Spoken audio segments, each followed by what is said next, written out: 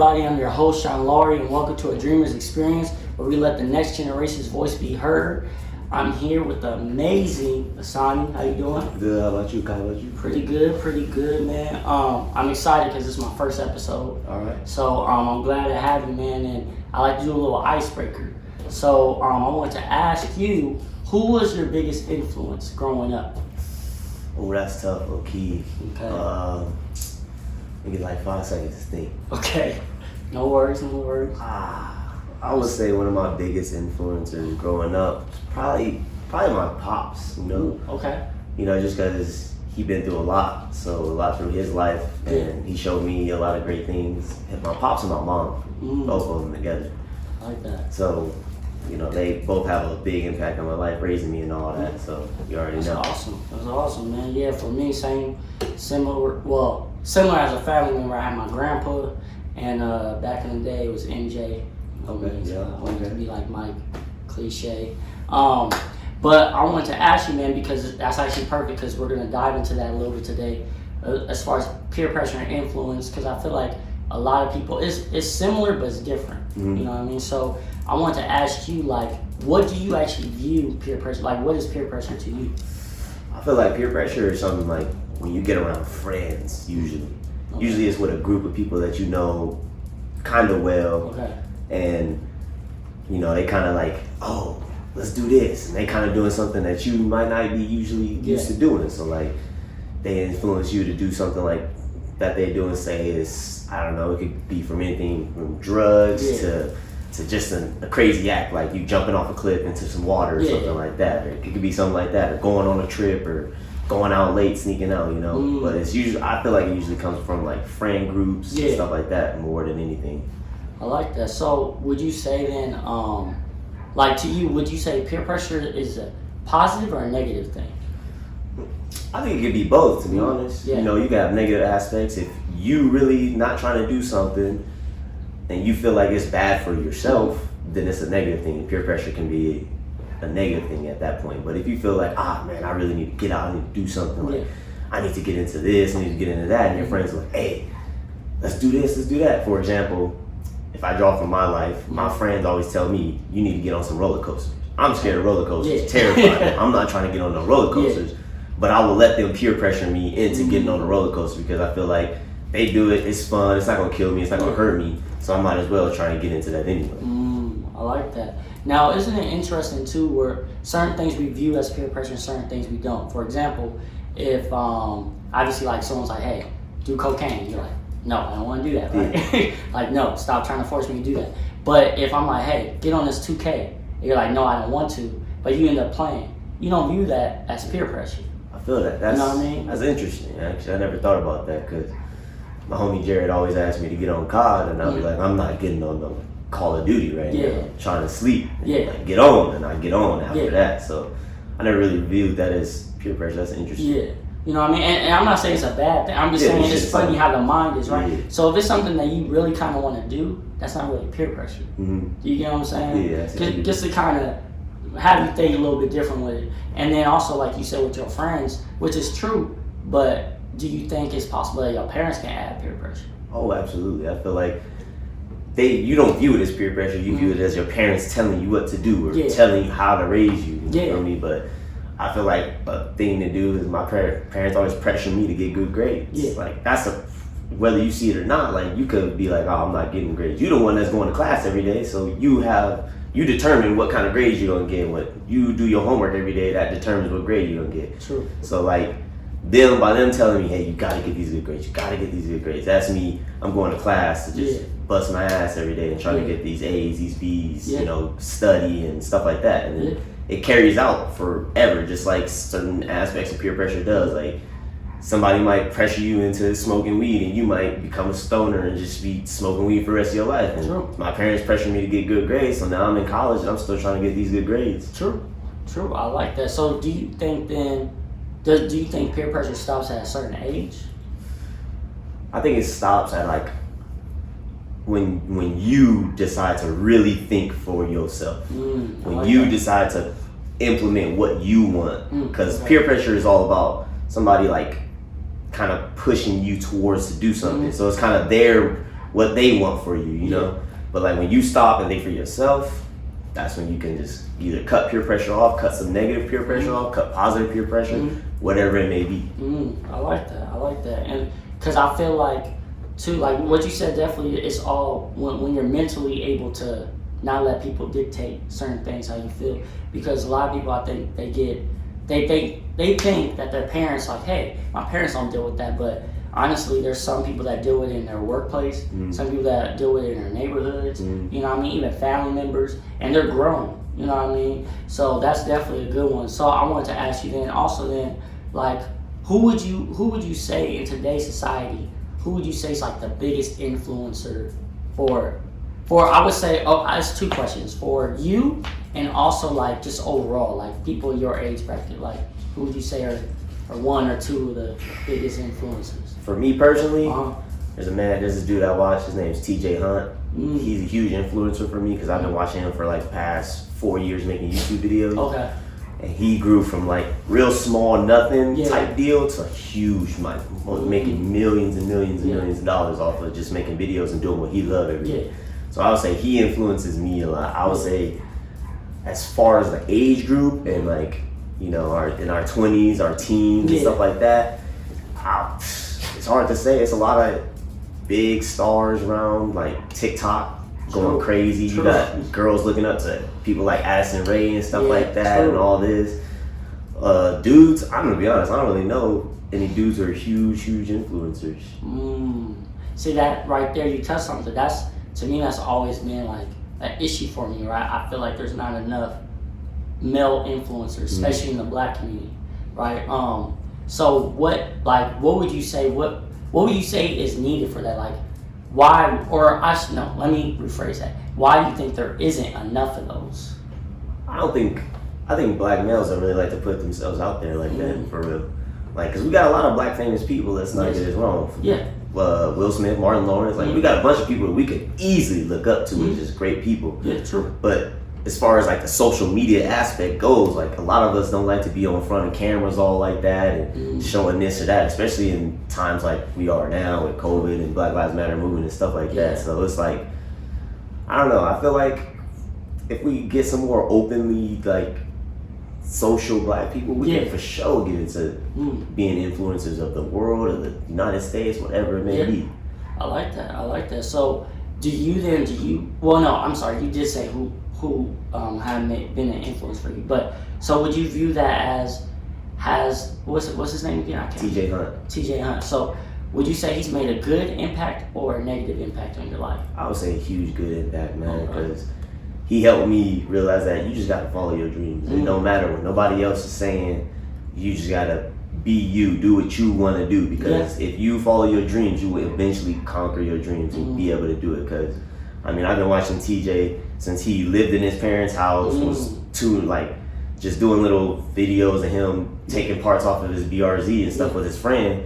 And now they got a garage and he has like 6-7 plus cars that are just at least over 60 grand worth, and he just keeps doing it and doing it. He's still doing it with his friends too, so he's just doing the same thing he basically was doing in the beginning. And like, people was like, oh, you can't drop out of college and become something. He dropped out of college and there he is today. That's amazing, man. I like that. So you just made me think of something right now. Do you have any siblings?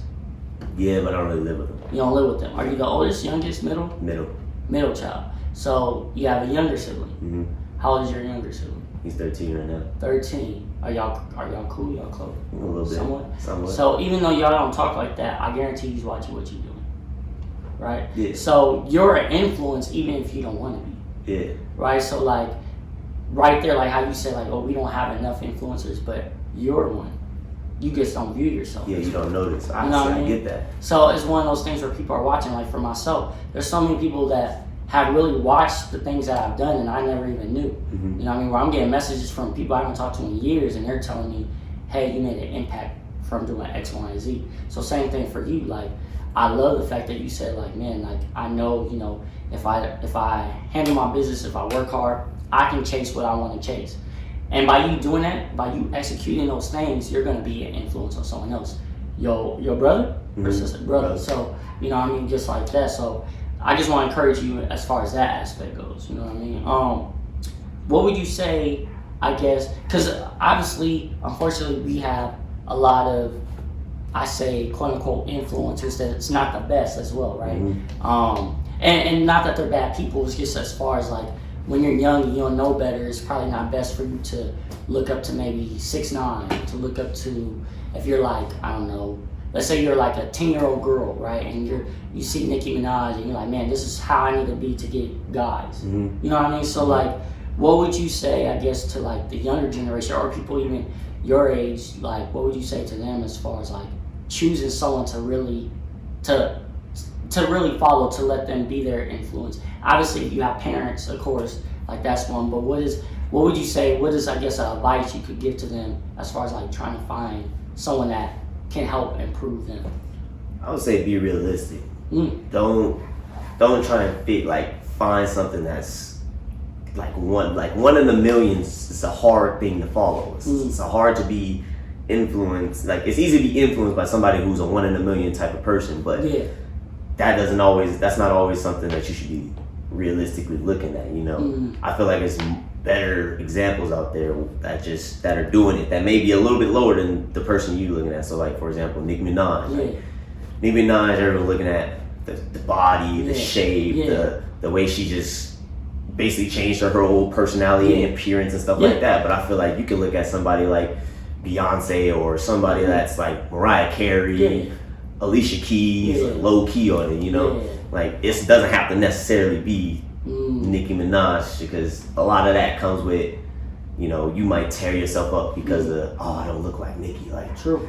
Like, and for dudes, like, I wouldn't be looking at Terry Crews talking about, oh, I'm trying to look like Terry Crews. I'd be more looking at like, all right, Will Smith, I could do that. I could do a Will Smith. I could do that. You feel me? So like, it's just be realistic with yourself, and then if you want to put those goals up lofty, because I am all for put your goals up as high as possible. Don't let nobody tell you different. So if you want to put them up there, don't get me wrong, go ahead. But if you want to be realistic, you want to find somebody that's not going to make you necessarily feel like, oh man, I'm not doing enough, I'm not good enough, you know.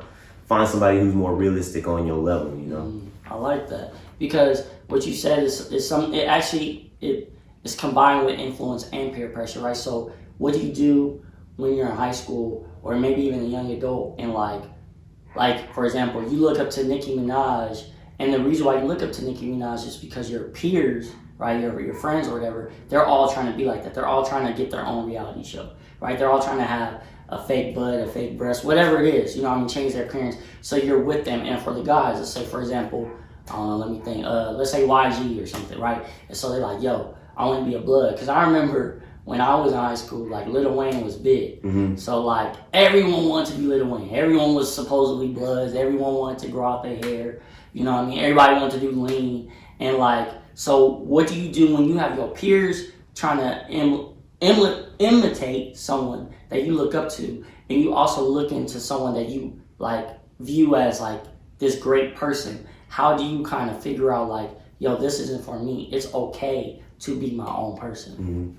I would say you just, that's the time when you gotta look in the mirror and just really figure out who you are, have a conversation with yourself. People might be like, are you weird, you talking to yourself? But I mean, them shower conversations you have with yourself, them shower arguments, those are fundamental in becoming who you are. Like, you really get a lot of stuff done in that. So I would say, like, really stepping back, talking to yourself, really thinking about what you want to do. What do you want to do for yourself? Like, your own goals, your own personal, how do you want to be looked at? And I feel like when everyone doing like one thing, they're all looking up to Lil Wayne doing this, I think that's the perfect time for you to step away and be like, hold up, let me find something different. If they want to do that, let me draw myself away from the crowd. Let me be that 1 in a million, you know? I like that. Yeah, I mean, I think that what you said is key, man, because I really think, like, we have to stop, as a society, just in general, like, we have to stop idolizing celebrities, you know what I mean, and get lost trying to keep up with their life, trying to keep up with their trends, and figure out who we are, you know what I mean, place value in ourselves, you know what I mean. So what you said is key, man. I definitely love all of that you just said. As I close out, because, man, this is a great conversation. I'm hoping you guys are enjoying this as much as me. But as I'm closing out, I wanted to ask you, what is probably a moment for you when you realize that you maybe had to cut someone off because of either peer pressure or maybe they just wasn't like someone that you should have just been around? When was the time that you did that, and what did that situation look like for you? So that's question. Have to cut somebody off, man. I've had to cut off a lot of people, you know, not even on purpose either, just kind of like just fading away. You realize that they wasn't really those people who really had your back. So I'll be honest, me and the homies, we kind of got a little group. Our group consists of about 5 people, and that's the real circle. You know, everybody outside of that is just friends, you know, acquaintances, people we know.